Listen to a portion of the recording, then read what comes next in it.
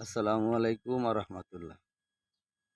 আমাদের ভোলার bus stand এবং ভোলা ইলিশা লঞ্চঘাট এই দুই জায়গায় যে পরিমাণ যাত্রীদেরকে হয়রানি করা হয়, আমার মনে হয় না কোনো জায়গায় এতটা হয়রানি করা হয়। বিশেষ করে সিএনজি ড্রাইভার এবং অটো রিক্সা ড্রাইভার, কোনো মানুষ যদি বাস স্ট্যান্ডে তো নাইমা ইলিশা যাইতে চায়, তো বাসেতে নামার আগে ওনার ব্যাগ নিয়ে টানাটানি করে ড্রাইভারের। তো ড্রাইভারের সাথে যদি যায় যদি দেয় অটো রিক্সা খালি, যদি কয় আমি এটা তুলুম না, তাহলে বলে যে আপনারা আমার সময় নষ্ট করছেন কা, এখন আমার গাড়িতে যাইবেন না কা।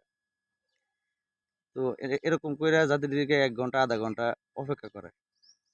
অনেক সময় যাত্রী না যাইলে যাত্রীর লগে মারামারি পিটাপিটি শুরু করে দেয়। ঠিক আছে?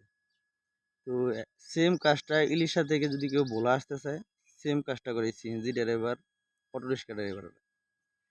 তো এখানে যারা পরিবহনে দায়িত্ব আছে বা গার্ডে বাস স্ট্যান্ডে যারা দায়িত্ব আছে, তারা এটা একটা শৃঙ্খলা নিয়ে আসা উচিত।